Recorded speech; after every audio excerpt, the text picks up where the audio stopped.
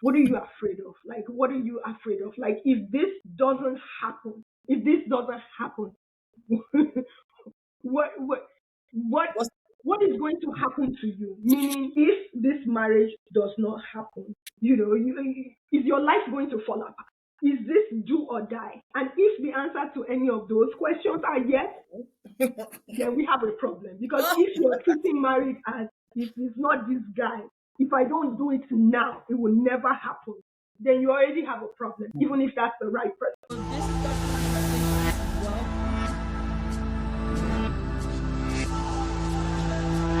you're gonna be hearing some things. You're gonna be hearing us talk about.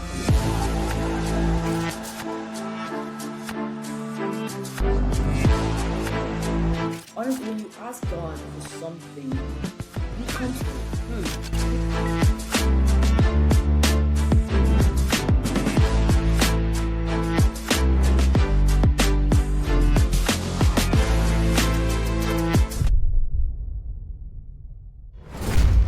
Welcome to God Conversations, where we're building a community of God-centered people. This is a space for real talk, real faith, the struggles, the victory, everything in between. We've been having such an amazing time with this My God Story conversations. And as much as I love shock effect sometimes, I've heard some things on this series that my faith in God is so boosted because it just tells me God doesn't leave his own. Where no matter what you go through, God doesn't leave his own. I was talking to a friend of mine today who's going through some things, and I kept telling Mm, him, you know, I can't say that I've walked where you're walking, but one mm, thing that I do know is that God doesn't leave his own. God does absolutely. not leave his own. So whether you're walking this journey and this story you're going to hear today sounds like your own, I want you to understand again that God does not leave his own. And there's a scripture that yesterday when I woke up with these two things. I think I made a story about it on IG Mm, this morning. I woke up with two things I heard it like very strong in my mm, spirit. It was peace at all times and peace by all means. mm. Second Thessalonians 3:16, I think it is. May the God of all peace grant you peace on all sides and by all means. I think one version says in every way. So that's what I pray for you today.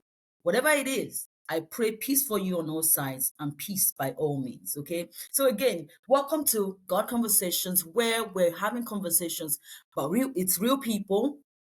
This space is for real talk, real faith, and we are having those conversations. We're building that community one conversation at a time. So there's something for you here.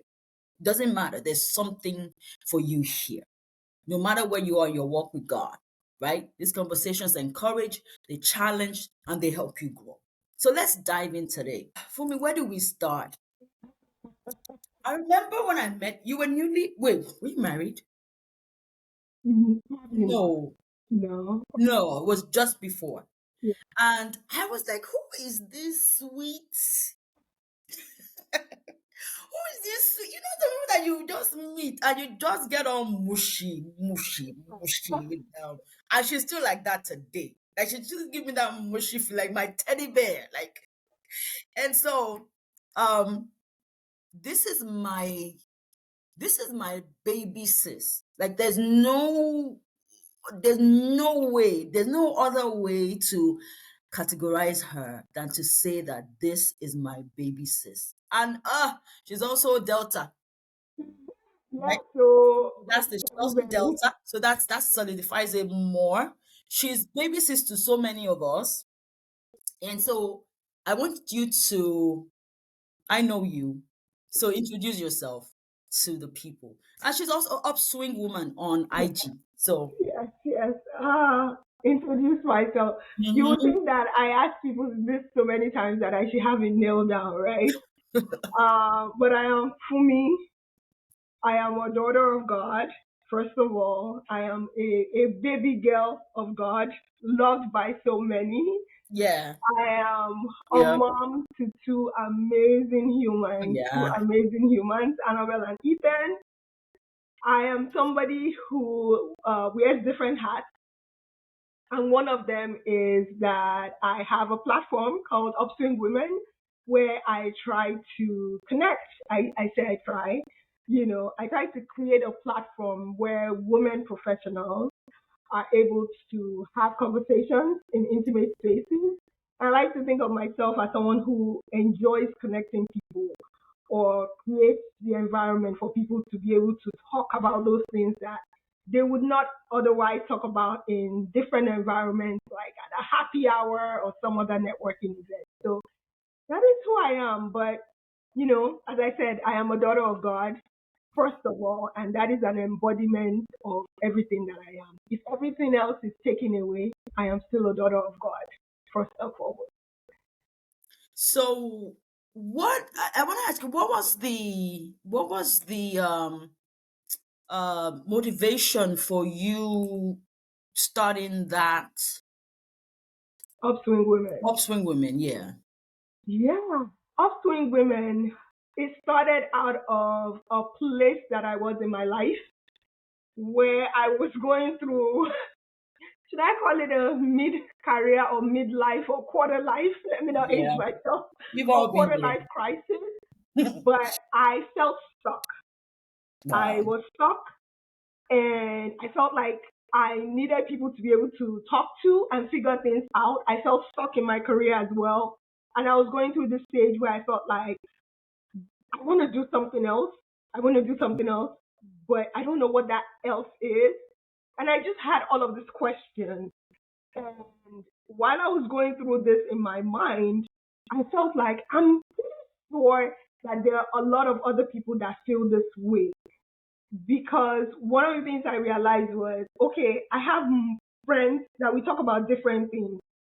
Like I feel like, if it's, baby question or this other question or all other question, like I had different, but among my friend groups, we didn't really talk about some of these things. We didn't talk about money. We didn't talk about career. We didn't talk about how to deal with some of these things.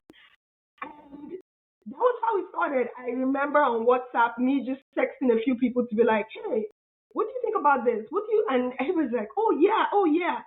And that was how the first Upswing event happened. And I just realized, hey, I'm not the only one that has had a crazy boss. I'm not the only one that is worried about money. I'm not the only one that wants to switch a job. I'm not, or whatever it is that we go through our different stages of life. And so the idea for Upswing Women is to be able to bring everybody together, to be able to talk through some of these things Mm. that we're all experiencing. Everyone is at different stages of life, but for us to be able to kind of connect with each other. So that's how Upstream Women really came. No. Wow. So that's a really interesting story, because I think we all get to a point in life where we get stuck. We get into this funk. I call it funk, where you're Yeah. like, wait, what have I been doing with my life? Like we all get to this point where I don't know if I can call it dissatisfaction. Like Hmm. you just feel like you're stagnant and something has to change. And that thing is I think we need it, because Yeah. if you don't if there's no hunger to do more, you start getting bored, right? You start getting bored with life. Yeah. I know I've Yeah. been there. I mean, You're just I've been there, coasting through. right? I've been there a number of times, and it took me saying, you know what? I don't care. Screw this. I'm going to try this thing. And wherever it falls, it falls. Wherever I fall, I fall. And it Yeah. was when um I was at this job for how many years was it? Maybe at that time I was there for like 10 years, maybe. Mm-hmm. And I knew, so I was getting my MBA also. So Mm-hmm. I think I started to feel like this job, there's nowhere to go. You know when they Mm. say no more growth, right? Yeah. No growth. Yeah. Yeah. And I knew it, I saw it. So my boss at the time, who now happens to be my boss again, because I came Oh back, wow. I left for like 5 years, and I came back because Wow. at this time now they had room for me. Mhm. Mhm. Right. So she kept noticing that I wasn't that, like, there was no Yeah. motivation in the job anymore. And she Yeah. would say to me, Gladys, are you okay? I'm like, yeah. One day I did tell her that, I don't, there's no joy in this job. Like, I feel like Mm. if you wake me up at 3 a.m. and ask me certain things about this job, I'll just start rattling it off. Like, there's nothing, nothing there, no Yeah. motivations. And she was like, so she tried. But at that time, I was also battling with, if I leave this job, will I find another one like Mm. this? Will I find, and then I started thinking about consulting. I'm like, consulting, there's no benefits. I have 2 young kids and everything, but it took me, it took me fainting at that job. Oh wow. Oh wow. I Oh fainted. wow. It was like, I don't even know if it was fainting. I passed out. But if it was like someone turned off the light. And come to find out that my BP had risen to like 220 over Hmm. something. And Hmm. I went to the hospital. I was working for a healthcare organization. Mhm. So they took me to the ER. They checked everything. There was nothing wrong. It was after that they said, you know what? Mm. I'm going consulting. Yeah. Look, wherever the stakes fall, they fall. But Yeah. I cannot continue to be Yeah. in this job. To me at that point was like a dead end job. So Yeah. sometimes we have to, right? We have to take Yeah. these risks. Yeah. Some of us are so comfortable. We're too Yeah. scared. We're too scared Yeah. to leave. We're too scared to move. We're too scared to make a move. Yeah. Meanwhile, maybe what you need is actually behind that door that you are trying not to enter. Yeah. Yeah. It's funny you say that because I tell Nife, Nife, I tell her all the time that I feel like I'm the type of person. There are some people that they're at the edge and they're like, oh, should I take this leap of faith? And I feel Yeah, like sometimes I'm that person that I need to be pushed. Just push me off the cliff. exactly. Some of us need You to be know, pushed. so I'm that like, I'm just like all the questions, like, and it's interesting you talk about, you literally passing out because one thing I've realized is you start to get those signs. It starts with that discomfort, but you're like, That's the word I was looking for. and sometimes something needs to literally push you to get your attention to be like, this is not where you belong. This is not where you I tell belong. you something else that happened. I went somewhere and I was leaving and I thought I was reversing, but I went forward Mm, and I wrecked my car. After that day, I said, no, no, no, no, this is wow, too close. Like, these signs are too, wow, too close. Like, you need to just, and when I made the move, the fear of, will I get another job quick? What will happen? If you say you want to go consulting, at the most, they will say, okay, 6 months or three hmm, months. But yeah, it was like anything. I just wanted to get out. yeah, yeah. I needed to get out. Can I tell you? That interview to date is the worst in my books because everybody was they were on they were going to a conference. Somebody was running in to go and catch their plane. Somebody was in the hotel room. So they would ask me a question. I wouldn't hear. I would ask them a question. They would not hear. Oh God, But that's the job I got. wow, And this 6 months of fear of, okay, what would happen after 6 months? I stayed there for 3 years. wow. And then when I left, you see, I'm telling you, faith is a Mm, powerful thing if you have it. After when the week that they let me go, where they thought they were letting me go, mm, that same week, the day I heard about the day the VP told me, I have no money for you, my budget. The mm, day he told me that, I went back to my desk. I'll never forget. It was in Long Island. I went back to my desk. I sat down. I went back to my old company where I am now. mm, I looked for my old position. I thought it was already gone, but I saw something that looked like it. mm-hmm. I texted my boss. I said, look, I'm Apply living for this. here. I'm about to put in, I saw a position. She said, what? Hold it. She went, she spoke to HR. I didn't do an interview to get back in. Wow. And they brought me back in with New York pay. Wow. Wow. A lot of times we're too scared to Mm-hmm. make these decisions. We're Yeah. too scared to make the leap. Yeah. But that's all God wants. Just move. Yeah. Everything you need is behind that door that you're Yeah. afraid to open. Just open the Yeah. door and enter. Because everything you need, Yeah. the heavy lifting is for God. It's not for you. See, Yeah. the people that God is going to use in your next journey, they're already lined up. But if you don't move, you never meet them. Yeah.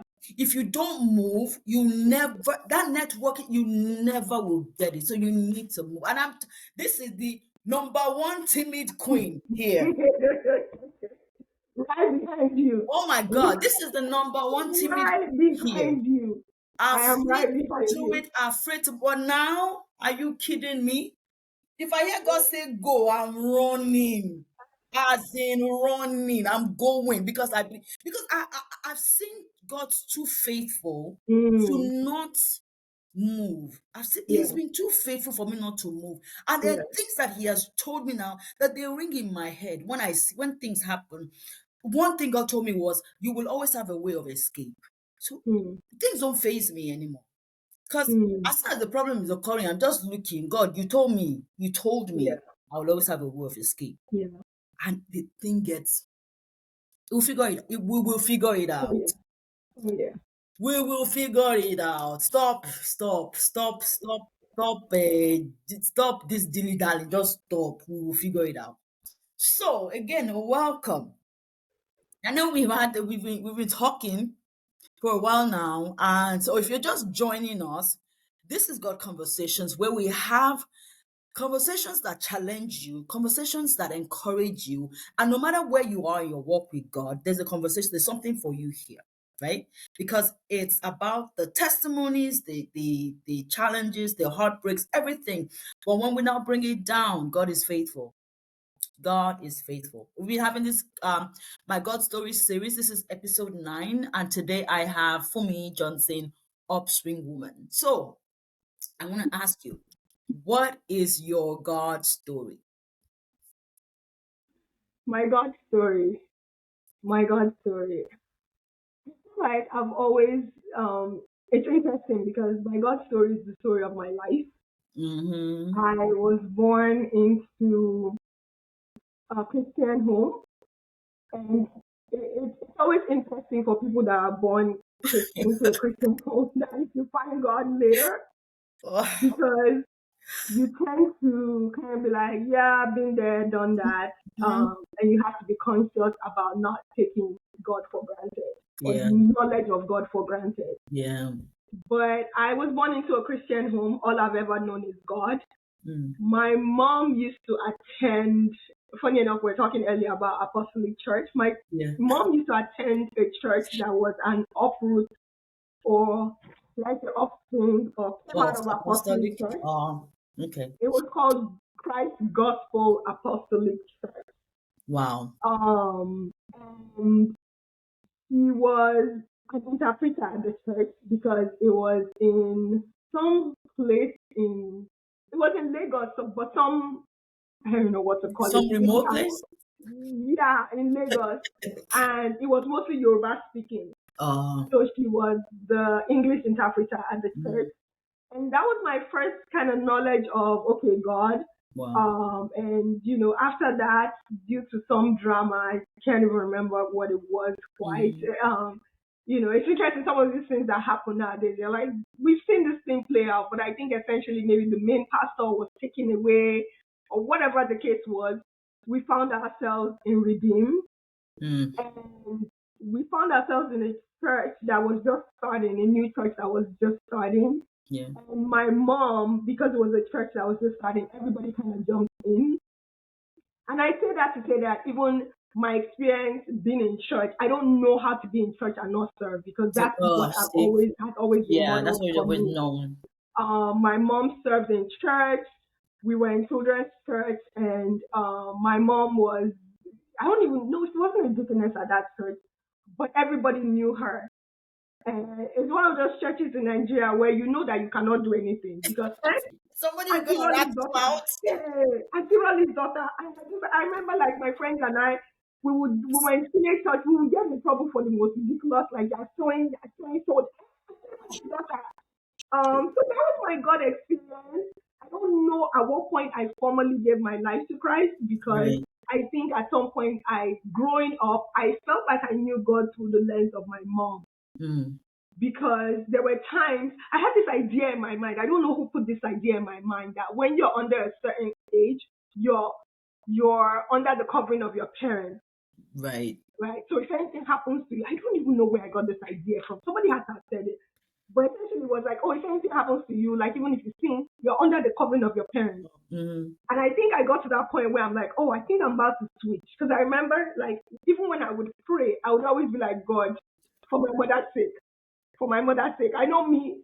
I don't think like I I'm your know. perfect child, but for my mother's sake. Right. But I think at some point I felt like, okay, maybe that clock was running out. So it's time for me to know God for My own myself, identity.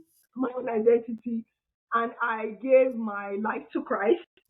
Um, but again, I feel like I've always been a child of ministry. I remember even in children's church being so involved, being remember my first section. And this one in I said the same thing too of preaching. I think it was like you know how like they have like maybe youth Sunday or something like that. And Yeah, I was the that would preacher be. and people came to me and like, oh, you're gonna be a pastor one day and all of that.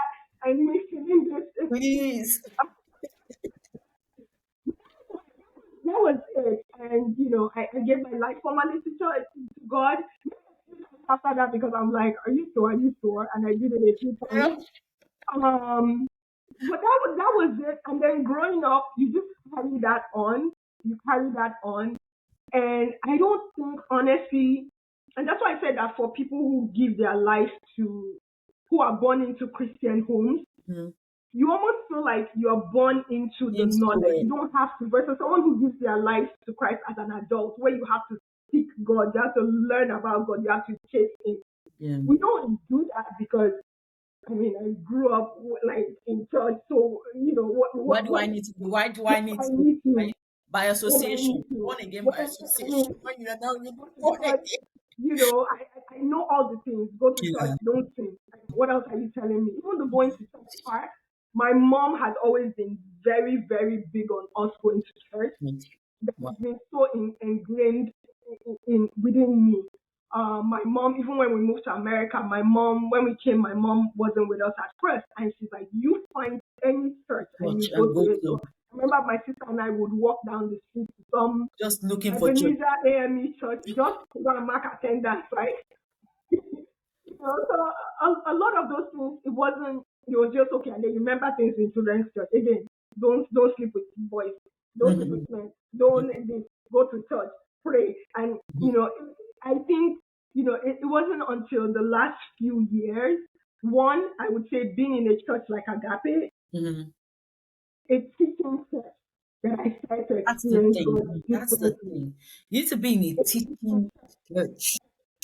I absolutely love agape. And I think also even my personal experience, the personal experience I had the last few years, Mm. going through my wilderness journey, I experienced God in a different way, and I feel like Wow. I'm on this I have to go on how can I call it, a Like a rediscovery rediscovery. of who God was as a father because I knew God, I knew Him as the Almighty, knew Him as the person that you don't almost like you don't cross Him, Right. but just knowing God intimately as my daddy. Um, I think it's going through that wilderness journey and feeling at certain times so alone that Yeah. I had to it triggered a lot of it's funny your previous guest maybe said the same thing, but going through what I did triggered some of the daddy issues that I had, and I Mm. had to experience God as a father Right. again. That like it just exposed this gap that I had, and I had to experience God as a father again. So my God story has definitely changed. It has definitely changed over the years. I'm just in this place where I'm just a baby of God. I'm just so dependent on Him. I'm just experiencing Him in such a way where I feel like God is the love of my life right now. Right. Right. Um, so that's my God story. So in your okay, you say that the wilderness journey it Mm, exposed gaps that you had hmm. about um daddy issues. Issues, yeah. So what kind of daddy issues? So, You have examples? yeah. So my dad died when I was really young. My dad died when I was 8. Oh, And before he died, my dad did not live with us. He lived with my stepmom and step siblings. And so growing up before he died, I always experienced that emptiness of I wish my dad was here. was here, right? Um, when he was there, he was very present. So Mm, when he died, it created a huge gap in me. It created a huge gap of I don't have that person to quote unquote look out for look me up. to yeah, it created a huge gap, which I think was on and off for years. I just always missed him. I missed him, who he was, and Hmm. who he could have been in my life. Um, Right. and so when I went through my wilderness journey, it just there was a period where I felt so sad and sorry for myself, Mm. and I felt like I went through this part where I was just like, if my father was here, Was this would here. not be happening to me. If my father was here, like I am somebody's child, because Mm. I felt very worthless. I felt Mm. very like um misused and abused, and I just felt like and I'm somebody's child, and I'm somebody's child. If my dad was here, would he put up with me being mistreated Been like this? Like like I that. would. My mom is alive, my siblings are alive, my brother, who has played a huge role in my life, Mm. is alive. But I just felt like I needed a dad in that moment. And it just exposed this thing that I didn't realize. Like, it just Mm. really blew up like something that I thought was maybe I had taken care of. Um, so I had to go through first healing from that.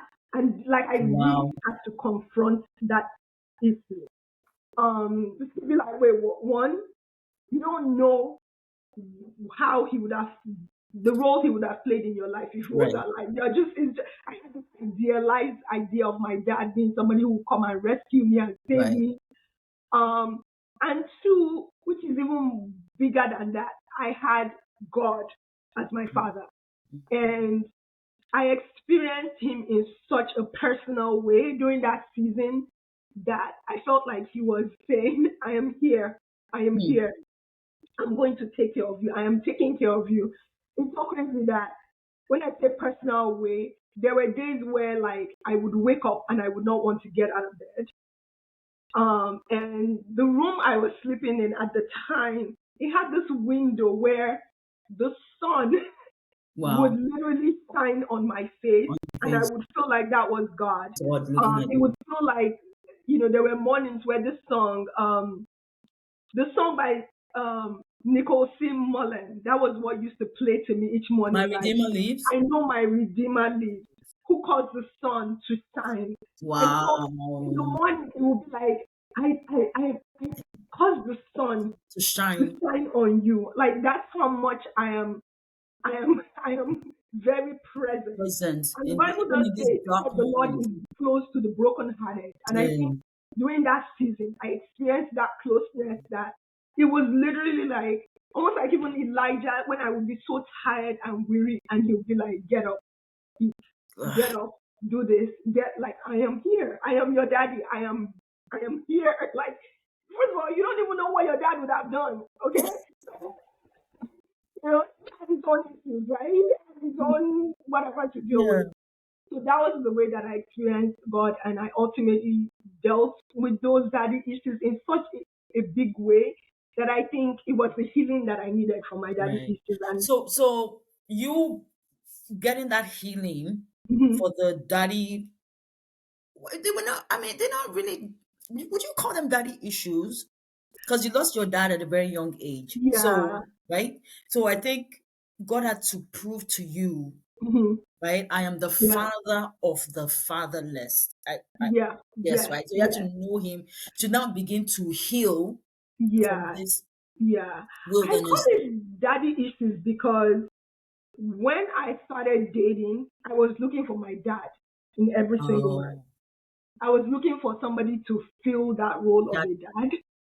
And in men that one were not called to fill that role, yeah, I was looking for a father. I wasn't just looking for a for a husband. I was husband, looking for right? a father. And I think there was one time where I actually even may have vocalized it. Yeah. So I think that that's where like it kind of played out in my relationships. That's why I Right. say issues. Like You it know wasn't what? just yeah. Even as you're talking now, I remember, I think us girls, when we, because of the love we have for our fathers, I think we kind of have that thing where I want a man like my husband. Mm, But that, I don't think that's a good into prayer. that. Yeah. I don't think so, because no man is the same. There are no two Mm, kinds, right? And there are some things that you may not see your father do that you may not like. mm, They yeah. eventually may not like.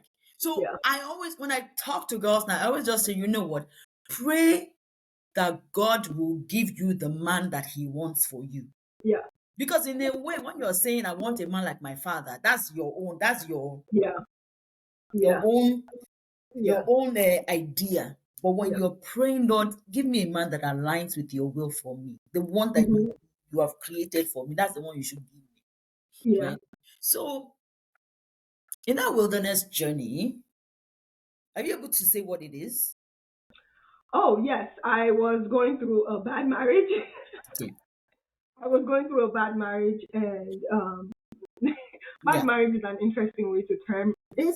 But I was going through a broken marriage, Mm. and the marriage ultimately failed. And divorce Yeah. and all that comes with the With divorce. it. Yeah, but definitely starting with just the breaking down Um, of so the family. our last guest, she said something about she was in this space of I want, because her own story was that her parents' relationship did not last, Hmm. right? It ended in divorce. So she was trying to hold on to her own, saying, oh, no, this thing has to work, right? Hmm. Even though she was going through all this verbal and emotional abuse, she still had some kind of faith that it was going to work, right? I'm Yeah. going to make sure this thing works. Yeah. Did you at any time feel like that? Yes. Yes. So to back up a little bit, I mentioned my parents were not together. Mm-hmm. Well, not that they were not together. They didn't live together. Okay, Let me right put on. it that way. And so from jump, I always said that when I get married, it will be forever. Mm, mm, And my ex-husband at the time also came from similar background, I right would on. say. And so us going into marriage was this is forever. And so for me, I had this idea. It's funny that Pastor Kingsley, who was at church this weekend, he said the Mm, same thing. He's like, you can have all the good intentions in this world, but but if it's, I can't remember how he quite, mm, you know, phrased it. But my intention was always, I am never mm, getting divorced. I'm never getting divorced. And I was so confident about it, um, which maybe was pride, but I was so confident that this cannot happen to me because I will fight with everything to, that to I to have make it in me. work. I will fight. And, you know, I did fight. I fought with everything that I had in me because I knew I said it could not happen. Mm, And it's so interesting because that may have also contributed to the so, breakdown. And mm, when I say the breakdown, I mean that on the other side, there was that awareness that this is the last mm, thing that Fumi wants. once. So she's going to put up with anything Any, because oh, this is the biggest fear. oh, And it wow. literally was because growing up, the absence of my dad, and I shouldn't say absence, I did see him occasionally Right. before he died, always created that longing in me that I want to have my own family where the the dad is going to be there. Like it was something where I wanted. And so for me, the idea of my children experiencing what I experienced was Experience it was will not. never happen. I could almost swear on it. To the extent I remember one day, the kids, my daughter was younger. I can't remember, something came up on TV and she's like, "Oh, mommy, would that ever happen?" And so quite casually, I was like, "Oh, No, no, no." never. I mean, first of all, as a parent, you don't ever promise your kids. Mhm. But I was so confident that I Confident it could was never put my happening. life on it that it will never happen. So yeah, I fought. I fought to be like, this cannot happen. This will not happen. Almost like over my dead body would this happen until it got to the point where it Where literally the was truth, about to be over right? my dead body. You know what gets me? It's you were fighting, Mm, and the other party knew mm, she whatever I do to her, she will yeah, she yeah, has to take it. yeah, She yeah, has to take it that because yeah, otherwise what she feared most will yeah, happen. yeah, yeah. Right? That was literally. I remember going through it when it ultimately failed. When it ultimately, uh, um, when it fell apart, and I was the one who filed for divorce. So in the middle, And that I must have supported. shocked. I was the one who filed for divorce. But I remember just being like, At this it's point now, either it's either I give. If I don't, um my life is either I walk out with my 2 feet or I'm gonna walk out in a bag. And that was what I told my mom.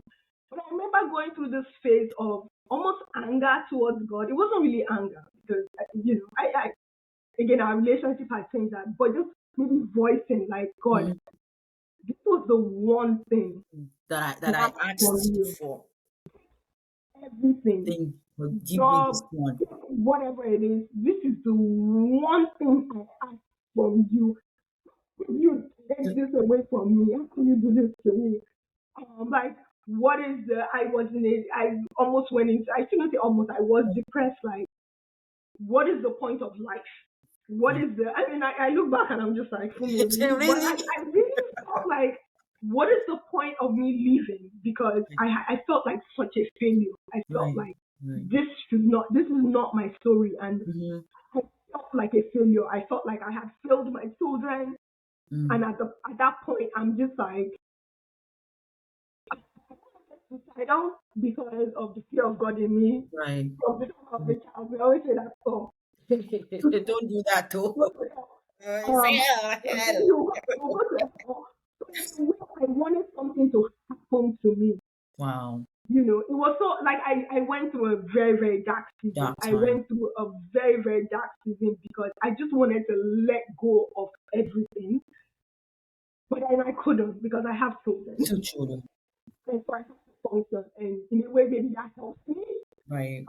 But yeah, it, you know. So I have one more question for you, but I know I remember having a conversation with you and I said, didn't you see signs? Mm, And one of the things you said to me that it haunts me even till today was I didn't think my best friend would hurt me.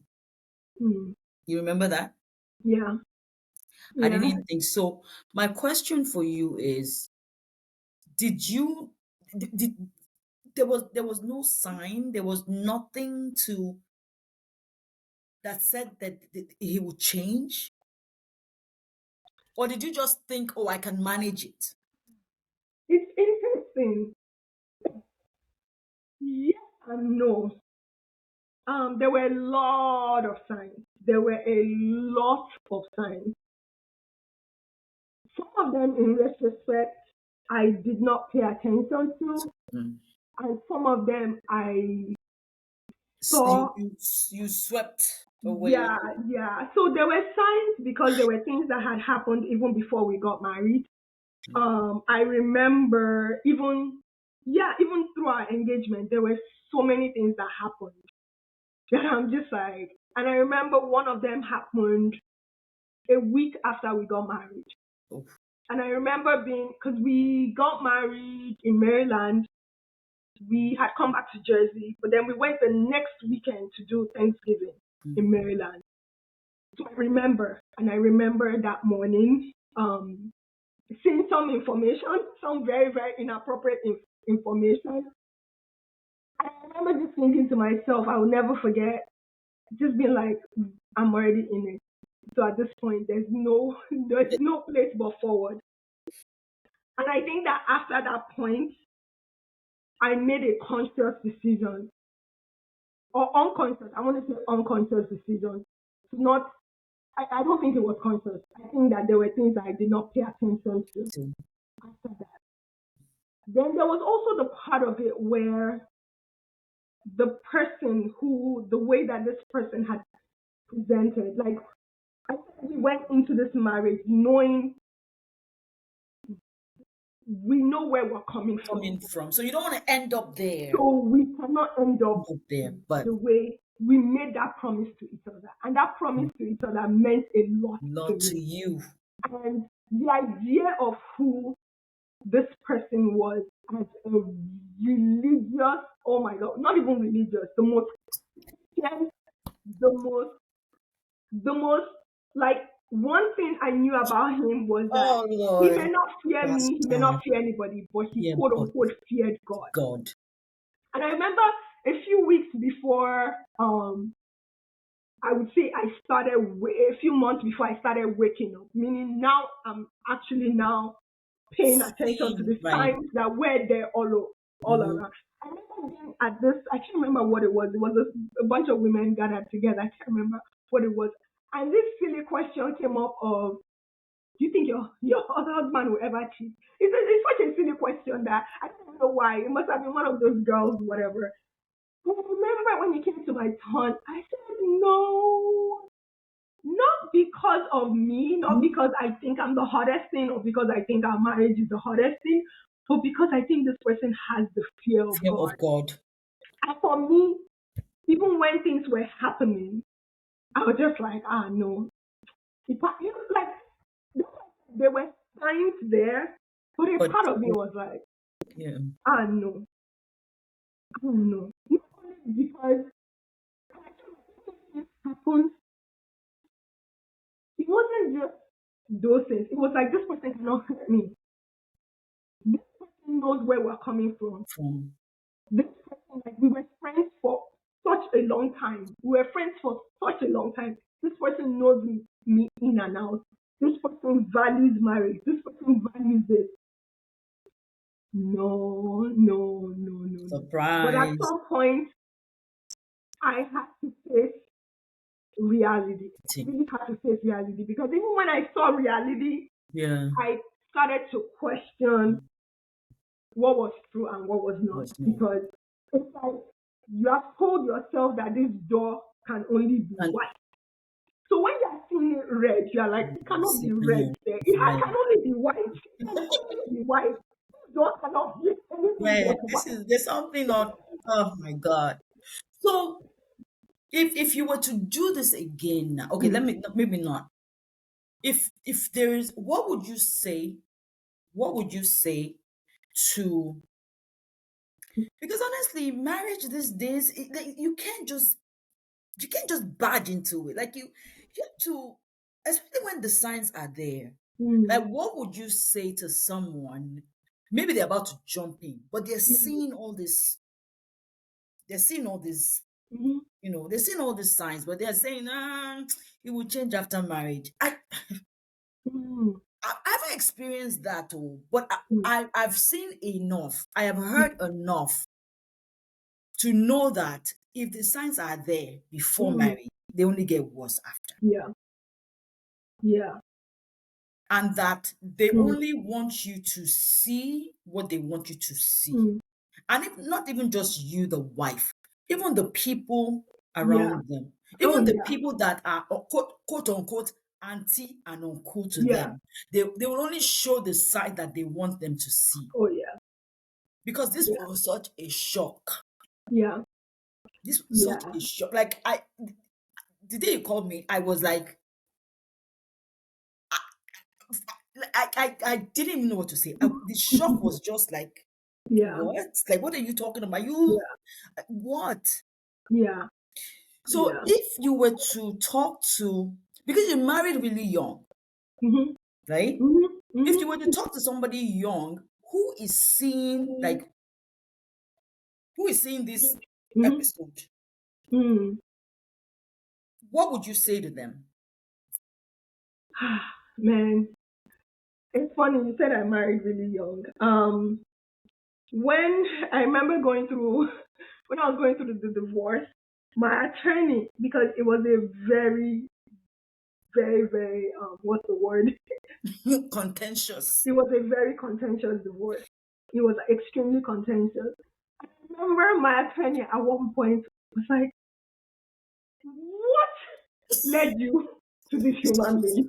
Oh my No, God. seriously. No. My response to my attorney was like, I just felt so pressured, like I had to get married. My Oh. attorney was like, Pressure from where? 27 is not 27 is not even that young. to be fair, when I say pressure, it wasn't anybody. It was all me. It was all me. It was all me.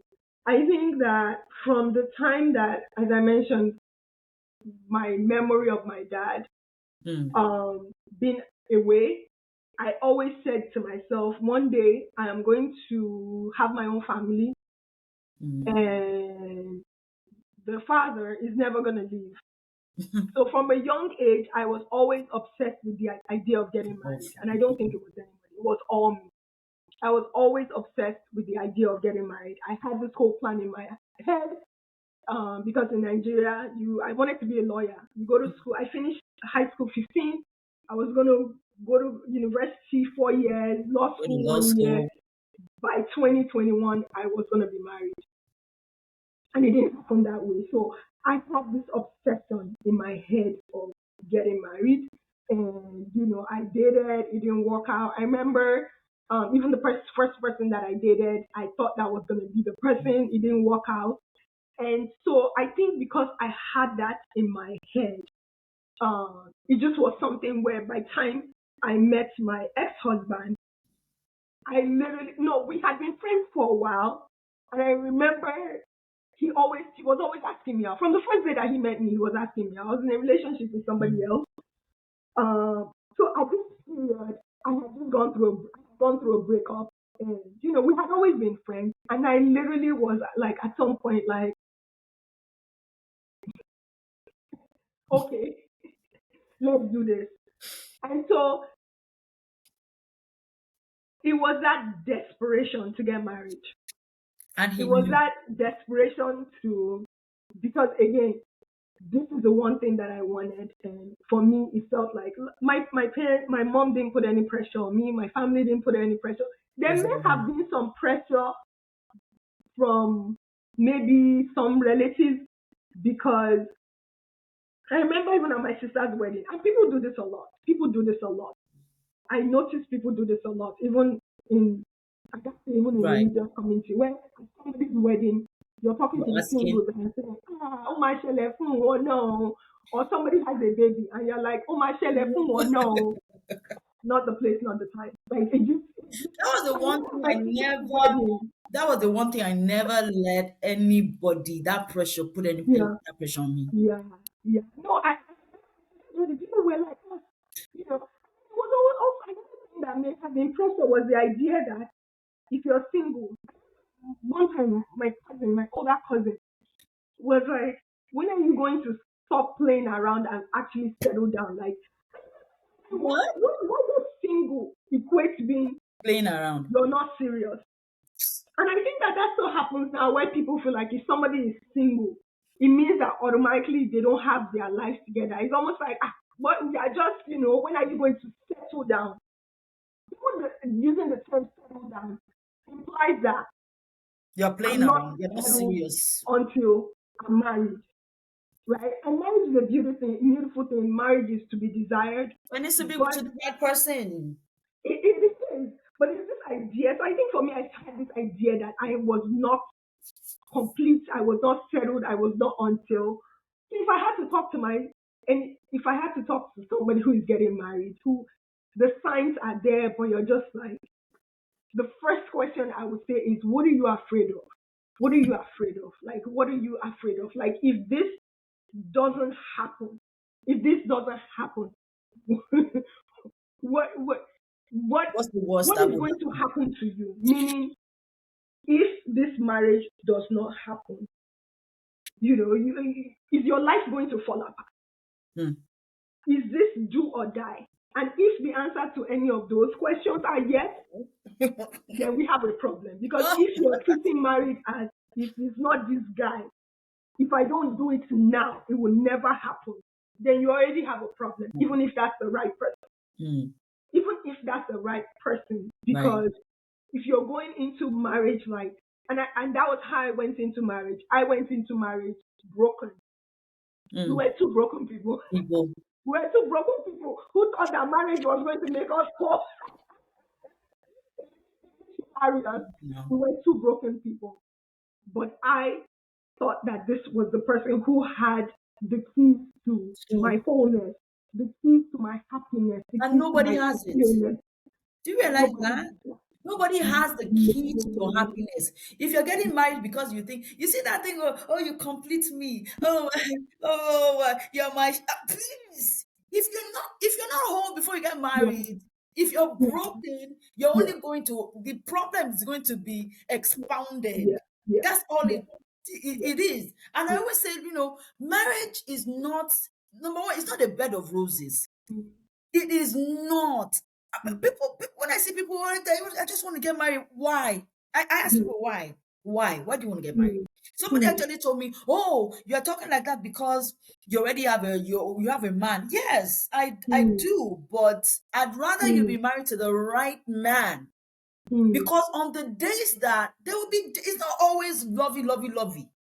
There are mm, days that there will be some I don't even know, frowning faces mm, for mm, days, mm, for days. And if you don't know what to do with yourself, I think what happens also is a lot of people are going into marriage. If you go into marriage desperate, mm.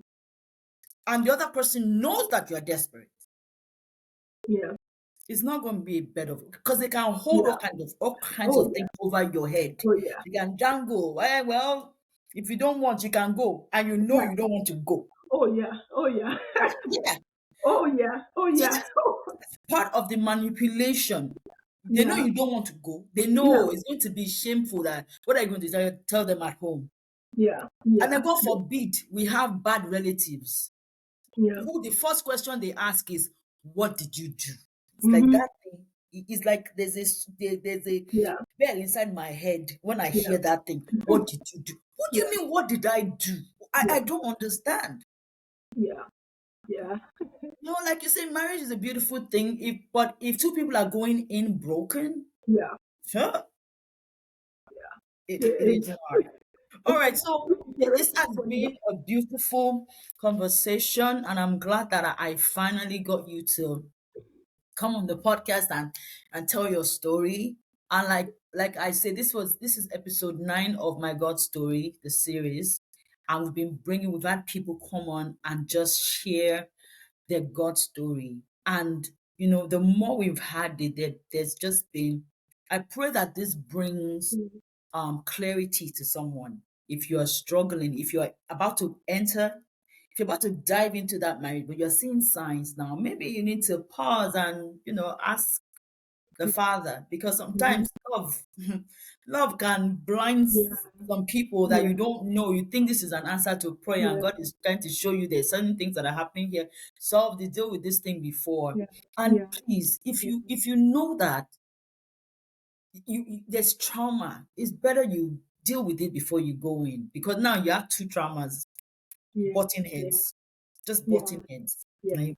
Actually, can I add So, something too? I right. think that one thing that I just wanted to add to is that sometimes, I think I said one of the questions I'll ask is, what are you afraid of? Mhm. A lot of times we hang on to things because, if you see someone, your relationship, maybe all your other relationships haven't worked, and you see somebody and you're like, well, they're red flags, but hey, I I'll can take a manage 4 it. over 10 versus 0. It's because we're afraid that if I let this go, that's it for me. I will never You find. don't know what God has in store for Mm, you, and that mm, applies to anything in life. For me, I had been through heartbreak upon heartbreak upon heartbreak. heartbreak. And for me, I was just like, look, This one is there, this one is there, and I at keep least he's in asking. touch, at least I don't need this one goes. What else is there for me? That's like, I don't know. And I felt like I literally made my decision to start dating because I was just like, oh, outside is there.